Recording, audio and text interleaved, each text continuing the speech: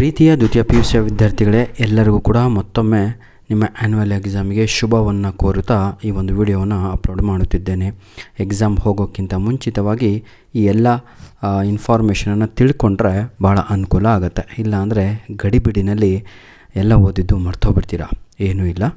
ಈಗ ಶನಿವಾರದ ದಿನ ಕನ್ನಡ ಎಕ್ಸಾಮ್ ಇದೆ. ಎಲ್ಲರಿಗೂ ಕೂಡ 1ನೇ ತಾರೀಕಲ್ವಾ.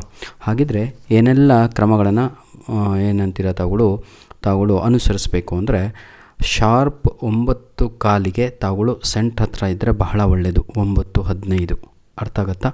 ಬೇರೆ ಊರಿಂದ ಅಂದರೆ 9 ಗಂಟೆಗಿದ್ದರೆ ಬಹಳ ಒಳ್ಳೆಯದು. ಬನ್ನಿ, ರೂಲ್ಸ್ ಎಲ್ಲ ಹೇಳ್ತಾ ಹೋಗ್ತೇನೆ, ಒಂದೊಂದಾಗಿ ನೋಡ್ತಾ ಹೋಗಿ. ನೋಡಿ, 2025 ದ್ವಿತೀಯ ಪಿ ಯು ಸಿ ಪರೀಕ್ಷೆ 1ರ ಬೆಲ್ ಟೈಮಿಂಗ್ಸ್.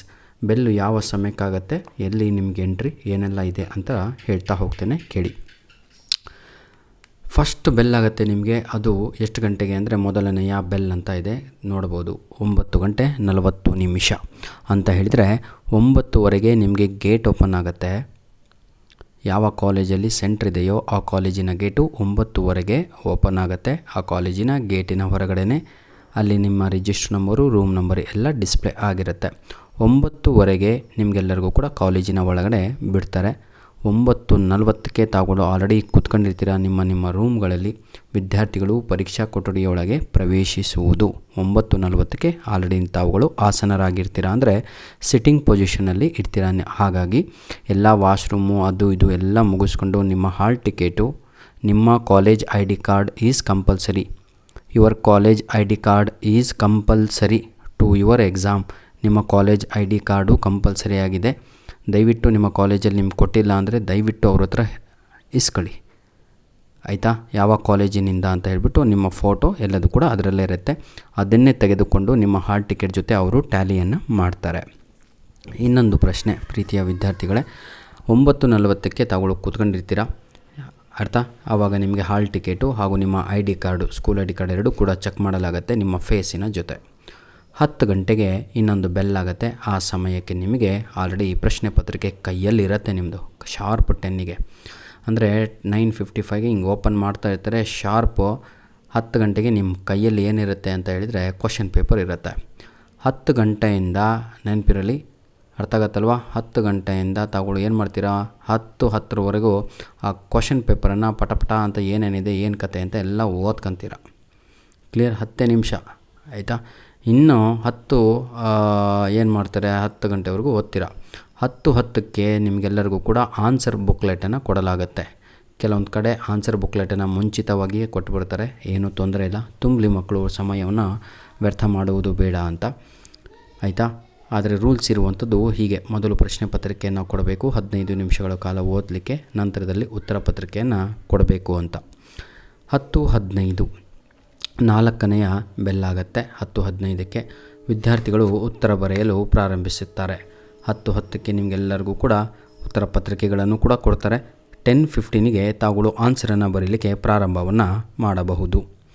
ಅರ್ಥ ಆಯ್ತಾ? ಅದನ್ನು ಫಿಲ್ ಮಾಡಿಬಿಟ್ಟು ನಿಮ್ಮ ಏನಿದೆಯೋ ಅದನ್ನೆಲ್ಲ ಫಿಲ್ ಮಾಡಿ ಆನ್ಸರನ್ನು ಏನಂತೀರ ನಿಮ್ಮ ಮೇನ್ ಪೇಜನ್ನು ಫಿಲ್ ಮಾಡ್ಬೋದು.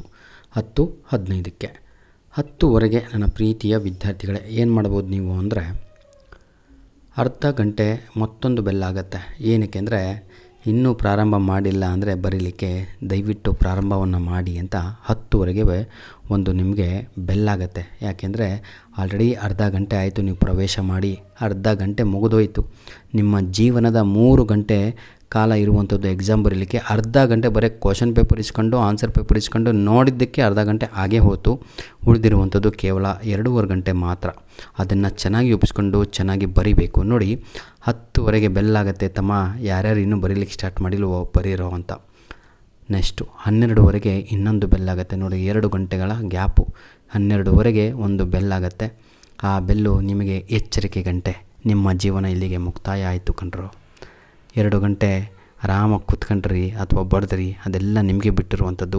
ನಿಮ್ಮ ಹಾರ್ಡ್ ವರ್ಕು, ನಿಮ್ಮ ಸ್ಮಾರ್ಟ್ ವರ್ಕು, ನಿಮ್ಮ ಶ್ರಮ, ನೀವು ಕಲಿತದ್ದು ಎಲ್ಲದೂ ಕೂಡ ಅವತ್ತು ಆನ್ಸರ್ ಪೇಪರಲ್ಲಿ ಇರಬೇಕು. ಅದು ನಿಮ್ಮ ಜೀವನ. ನೋಡಿ, ಕೊನೆಯ ಅರ್ಧ ಗಂಟೆ ಎಚ್ಚರಿಕೆ ಬೆಲ್ ಅಂತ ಕರಿತೀವಿ. ಇದನ್ನು ವಾರ್ನಿಂಗ್ ಬೆಲ್ ಅಂತ ಹೇಳ್ತೀವಿ. 12:00ವರೆಗೆ ಲಾಸ್ಟು 7ನೆಯ ಒಂದು ಬೆಲ್ ಆಗುತ್ತೆ. ಅದೇನು ಅಂತ ಹೇಳಿದರೆ ಕೇವಲ 10 ನಿಮಿಷ ಉಳಿದಿದೆ ಕಣ್ರಪ್ಪ. ಈಗ ನಿಮ್ಮ ಇನ್ವಿಜಿಲೇಟ್ರು ನಿಮ್ಮ ಹತ್ರ ಬಂದುಬಿಟ್ಟು ಏನು ಮಾಡ್ತಾರೆ ಅಂದರೆ ನಿಮ್ಮ ಉತ್ತರ ಪತ್ರಿಕೆಯನ್ನು ಇಸ್ಕೊತಾರೆ. ನೆನಪಿರಲಿ, ಎಲ್ಲ ಬೇಗ ಕ್ರಾಸ್ ಚೆಕ್ ಮಾಡ್ಕೋ ಅಂತ. ಈ ಲಾಸ್ಟ್ 10 ನಿಮಿಷ ಇರುವಂಥದ್ದು ಬೇಗ ಬೇಗ ಬರೆದು ತಾವುಗಳು ಈ ಲಾಸ್ಟ್ 10 ಮಿನಿಟ್ಸಲ್ಲಿ ಕ್ರಾಸ್ ಚೆಕ್ಕನ್ನು ಮಾಡ್ಕೋಬೇಕು. ಏನೆಲ್ಲ ಕ್ರಾಸ್ ಚೆಕ್ ಮಾಡಬೇಕು ಅಂದರೆ ನಿಮ್ಮ ಮೇನ್ ಕ್ವಶನ್ಸು, ನಿಮ್ಮ ಸೀರಿಯಲ್ ನಂಬರು, ತಾವುಗಳು ನಿಮ್ಮ ಏನೇನಿದೆಯೋ ತುಂಬಬೇಕಲ್ವಾ ರಿಜಿಸ್ಟ್ರ್ ನಂಬರು, ಅದನ್ನೆಲ್ಲ ಆಯಿತಾ. ಅದನ್ನು ಕೂಡ ಅಪ್ಲೋಡ್ ಮಾಡಿಕೊಡ್ತೇನೆ ನಿಮ್ಮ ಫ್ರಂಟ್ ಪೇಜಿ ಯಾವ ರೀತಿಯಾಗಿ ಇರುತ್ತೆ ಅಂತ ಆಯಿತಾ. ಕನ್ಫರ್ಮೇಷನ್ ಬೇಕು, ಹಾಗಾಗಿ ಅದನ್ನು ಕಾಯ್ತಾ ಇದ್ದೇನೆ. ಧನ್ಯವಾದಗಳು. ನೋಡಿ 1 ಗಂಟೆಗೆ ಇಲ್ಲಿಗೆ ಎಕ್ಸಾಮ್ ಮುಗಿದು ಹೋಗುತ್ತೆ. ಇಷ್ಟು ವರ್ಷಗಳ ಕಾಲ ನಿಮಗೆಲ್ಲರಿಗೂ ಕೂಡ ಏನಂತೀರ ತಾವುಗಳು, ಇಷ್ಟು ವರ್ಷಗಳ ಕಾಲ ನಿಮಗೆಲ್ಲರಿಗೂ 3 ಗಂಟೆ 15 ನಿಮಿಷಗಳು ಸಿಗ್ತಾಯಿತ್ತು ಎಕ್ಸಾಮ್ ಬರೀಲಿಕ್ಕೆ. ಆದರೆ ಈಗ ಕೇವಲ 3 ಗಂಟೆ ಸಿಗ್ತಾಯಿದೆ. ಆ 3 ಗಂಟೆನಲ್ಲಿಯೇ ಆಯಿತಾ 2 hours 45 minutes ಬರೀಲಿಕ್ಕೆ 15 ನಿಮಿಷ ಓದಲಿಕ್ಕೆ, ಅಲ್ಲಿಗೆ 2 ಗಂಟೆ 3/4 ತಾಸು ಬರೀಲಿಕ್ಕೆ 15 ನಿಮಿಷ ಓದಲಿಕ್ಕೆ, ಟೋಟಲ್ಲು 3 ಗಂಟೆ ಆಯಿತು. ಧನ್ಯವಾದಗಳು. ಇದನ್ನು ತಾವುಗಳು ಆಯಿತಾ ಸ್ವಲ್ಪ ಮೈಂಡ್ ಸೆಟ್ ಮಾಡ್ಕೊಂಡ್ರೆ ಬಹಳ ಒಳ್ಳೆಯದಾಗತ್ತೆ. God bless you all. ಏನೆಲ್ಲ ಎಕ್ಸಾಮಿಗೆ ಒಯ್ಯಬೇಕು ಅಂತಲೂ ಕೂಡ ನಿಮ್ಗೆ ಹೇಳಿದೆ ನಾನು. ನಿಮ್ಮ ಹಾಲ್ ಟಿಕೆಟ್ ಇರಲೇಬೇಕು, ಎಕ್ಸಾಮ್ ಹಾಲ್ ಟಿಕೆಟು, ಜೊತೆಗೆ ನಿಮ್ಮ ಕಾಲೇಜ್ ID ಕಾರ್ಡ್ ಇರಬೇಕು ಆಯಿತಾ. ಕಾಲೇಜ್ ID ಕಾರ್ಡು ಹಾಗೂ ಅದು ಜೊತೆಗೆ ಇನ್ನೇನು ತಗೊಂಡೋಗ್ತೀರಾ? ಏನೂ ಇಲ್ಲ ಸರ್, ಒಂದು ಪೆನ್ನು, ಒಂದಲ್ಲ 2 ಪೆನ್ನು ಇರಿ ಚೆನ್ನಾಗಿ ಬರೆದದ್ದು. ಇವತ್ತಿನಿಂದನೇ ಅದನ್ನು ಸ್ವಲ್ಪ ಬರೆದು ಸ್ವಲ್ಪ ಹಿಂಗೆ ಖಾಲಿ ಮಾಡ್ಕೊಂಡ್ರೆ ಬಹಳ ಒಳ್ಳೆಯದು ಸರ್ ಆಯಿತಾ. ಸೇಮ್ ಕಲರು ಇರಿ, ಒಂದು ಬ್ಲ್ಯಾಕು ಒಂದು ಬ್ಲೂ, ಹೀಗೆಲ್ಲ ಒಯ್ಯಬೇಡಿ. ಧನ್ಯವಾದಗಳು. ನಿಮ್ಮ ಪ್ರೀತಿ ವಿಶ್ವಾಸ ಹೀಗೆ ನಮ್ಮ ಒಂದು ಯೂಟ್ಯೂಬ್ ಚಾನಲ್ ಮೇಲೆ ಇರಲಿ. ದಯವಿಟ್ಟು ಎಲ್ಲರೂ ಕೂಡ ಶ್ರಮಿಸಬೇಕು. ಎಲ್ಲ ಸಬ್ಜೆಕ್ಟಿನ ಮೇಲೆ ವೀಡಿಯೋಸ್ಗಳು ಮಾಡಲಿಕ್ಕೆ ಆಗ್ತಾಯಿಲ್ಲ, because I have some commitment in the month of March. ಬಹಳ ಅಂದರೆ ಬಹಳ ಬ್ಯುಸಿಯಾಗಿದ್ದೇನೆ, ಕ್ಷಮಿಸಬೇಕು. ಆದಷ್ಟು ನಿಮಗೆ ಬೇಕಾಗಿರುವಂಥ ಮೆಟೀರಿಯಲನ್ನು ಅಪ್ಲೋಡನ್ನು ಮಾಡಿಕೊಟ್ಟಿದ್ದೇನೆ. ಈಗಾಗಲೇ ಲಾಸ್ಟ್ ಮಂತಲ್ಲೇ ನಾನು ಹಾಗೂ ಈ ಫೆಬ್ರವರಿ ಮಂತಲ್ಲೇ ಇಂಗ್ಲೀಷ್ಗೆ ಸಂಪೂರ್ಣವಾಗಿ ರಾ ಮೆಟೀರಿಯಲ್ ಅಪ್ಲೋಡ್ ಮಾಡಿ ಕೊಟ್ಟುಬಿಟ್ಟಿದ್ದೇನೆ. ಅದನ್ನು ಉಪಯೋಗಿಸಿಕೊಳ್ಳಿ. ಇನ್ನೂ ಚೋಟ ಮೋಟ ವರ್ಕು ನಮ್ಮ ಅಸಿಸ್ಟೆಂಟ್ ಇದ್ದಾರೆ, ಅವರು ನಿಮಗೆ ಮಾಡಿಕೊಡ್ತಾರೆ. God bless you all. ಧನ್ಯವಾದಗಳು.